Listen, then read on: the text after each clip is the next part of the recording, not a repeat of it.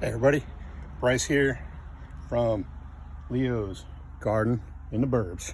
That's right, growing a garden in the suburbs, even if you got the white picket fence or the white vinyl fence as I do, and not much space to do anything, you too can still grow a garden, feed your family, no matter what's going on in the world, no matter how much craziness there is, you can still eat because you know what you're doing.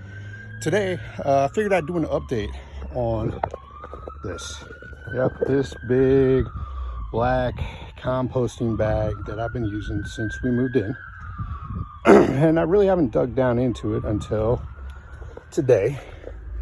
And kind of wanted to show you what I've mostly put in here is my grass clippings, yard waste, a few things out of the kitchen scraps, stuff like that. And I've just piled and piled and piled. So kind of show you, I've pulled out about half of that bag, and this one's now about half full. As you can see, these are the big Lowe's lawn bags, and as you can kind of see here, some of the stuff is broken up, some of it hasn't. A lot of that's the newer stuff that I've been putting on top. But the further down I get, this is where the magic starts to happen. Look at that right there. It's not all of it's fully broken down. A lot of it is still very wet, which is fine. I mean, we've had a lot of rain and everything else, and of course the water goes down to the bottom. But this is the other thing that I'm noticing. Look at that. Those are great. The more worms that you see in your compost, the better. And for me, what I can do is I can come over here and I can scatter this in here, grab the worms, and then, hey, welcome back. The old in-ground SubPod. And as you can see here, I've been putting some stuff over the top. These are some clippings and whatnot. I've had a lot of rain recently, so my SubPod has been dealing with some water in it, but still got a lot of worms, some good sized ones too at that. So that part has been fairly decent. I kind of got a little behind on feeding this stuff. All right, gonna have to splice these videos together. But mixing this up a little bit, you can see I still got some good worm growth in here on this side. Let me just bring some of this over here. I'm dealing with some water problems, but as you can see, good amount of soil in here, which is great. The worms keep leaving because it's either too wet, which is kind of a problem. It means I'm watering too much, or coast of the rain and everything else. But you have to come in here and mix things up. Start to get a little bit of that smell when you do that, unfortunately, because not everything is getting broken down by the worms eating it, because some of the worms keep disappearing. We'll have to add more worms in, but that's where going through your compost bags like this comes in handy, because the more I get down in here, the more worms I keep finding, like right here. So he'll go in the worm bin. Just another added worm back in. You know he's a composting worm, because where's he at? He's in with the compost bags. It's always a good thing. So once again, right around the composting bin, the SubPod, stuff's looking good. Still, over here, I got some hard soil that I put in here and I shouldn't have. And that caused some things to stop growing really well. Turnips looking good. Surprisingly enough, watermelon, still going. Try the cucumber, that one looks like it's dying out. That's gotta come out. Put some topsoil down in here so we can get some herbs going and stuff. They're starting to sprout up, so that's a good thing. We'll let that go. Anybody that's dealing with heat and likes spinach, right there, Egyptian spinach. Those things get huge, they do great. Tomatoes doing good. Tabasco just took off. It was a volunteer, just came up and went to town. Same with that lemon pepper. So I'm gonna dry those out. Basil's doing really good. I need to go and do some trimming off of that. Yeah. Another tomato. What I'm going to do is I'm going to try something out this year. Hopefully y'all stick along with me. I'm going to take a sucker, a small one, and I'm going to see what I can get by overwintering the sucker. Malabar spinach is fantastic if you get it with the young leaves. If you don't, my personal thing is they're a little fibrous. So if you like to juice spinach, there you go. That's a great opportunity. Some more tomatoes going and stuff over here. Same with our peppers and tomatoes over here. Nice purple bell right here. I'll probably overwinter this one. Probably overwinter this snacking pepper. And I'll show y'all how I do that again this year. It actually worked pretty well. So I'll be doing that. I'll be doing that with the snacking pepper. I'll be doing that with the purple bell. I'll be doing that with probably not the ahis. Not real big on those. But definitely with these, the Italian sweet peppers. I'm just now starting to get a good size of those. Same with the regular bells. I'll overwinter a couple of those, or at least one.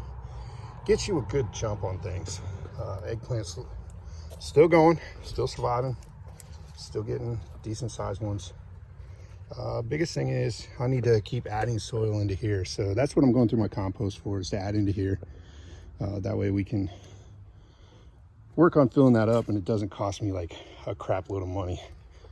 My aromas are still going, which is great. That just gives me more tomatoes to make more marinara sauce. But more than anything, I wanted to show you this. What are my thoughts on the bag? Oh, by the way, palm trees that I got from a buddy of mine, Curtis. If you're watching this, 2 of them are doing good, so I might have to get 2 more from you. We'll see. See what you can spare. But more than anything, season's starting to dwindle down. I understand that. A lot of people don't always want to agree to it and everything else. So I need to start prepping. And one of the best ways is to finally go through this thing and decide what I'm going to do. Does it work? Yes. Is it the easiest thing to do? No. Do I like it? For a no responsibility way of composting your yard scraps and stuff, yeah, that's fine. One thing I'm going to get better at is show you in here. This here is remnants of different yard things, plants and everything else. Run it underneath a mower a few times and everything else. Whereas in here, I just threw in full branches and everything else. So that takes longer to break down. So if you're willing to break stuff down and everything else and put it in here smaller, then yeah, this can work. But when you are coming at it with stuff like this, that's going to take time. It's not hot composting, it's cold composting. You do have to worry about dealing with the added bugs, sometimes the smell, sometimes the flies, stuff like that. But the worms are always the plus. They're finding a way to get in here, which is awesome. That's what we want. We want these. And the more of these we can get, the better. But do I like this? Mixed emotions. I am going to clear out an area in the back. I'm going to put up some pallets and put a compost pile over there that I can rotate and I can layer and everything else. But that won't be till next year. So right now, this is what I have. I mean, this is it. Put everything in here, let the sun beat down on the black, let it hopefully, heat things up, which it doesn't seem to be doing as well as I wanted it to do, and then roll with it. It's a process. And I'm continuing to learn different processes. Would I recommend doing this? I think there's other things that you could spend your money on a little bit better. Unless you're willing to come out here, have like 2 or 3 of these and rotate them and actually get in there with a shovel, pile it onto the other bag and flip it and flop it and everything else. Then you're now interfering with the time that you have to spend with your family, to work on the garden, to do all the things that you want to do, because you're out here doing the manual labor of rotating stuff out of a bag to a new bag, flipping it back over, vice versa, and keep going back and forth. Call is yours. I mean, I'd see this more as maybe get the shorter, not the tall ones, because this is a tall one, as you can see. I'd get the ones that are maybe about half this height. And if you want to use that as a grow bag or something, I can see that.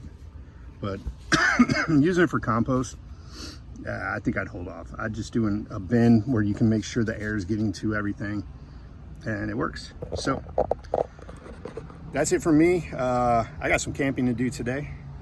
Taking the youngest camping for trail life, and I got to plant a pink blueberry, kind of strange to say, pink lemonade berry bush, and hope that I can revive it, because I left it in the bucket too long, and so the rain that it was getting, stuff like that, was the only moisture it's getting, but the roots are kind of bound, so hopefully it comes back to life. We'll see.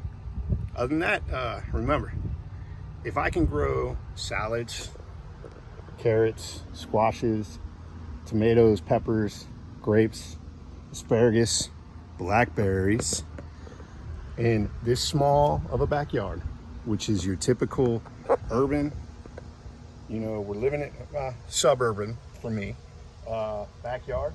It's 15 foot wide, 50 foot long. That's it. That's all I got. If I can do this, you can do this. We'll see you soon. Don't forget to like, share, subscribe, and all that other fun stuff. Remember, as crazy as things are getting, waiting till tomorrow to start what you can do today could be the difference between a fresh salad on your table and freeze-dried beans and ramen. Ramen ain't bad. Fresh salad's good too. We'll see you soon.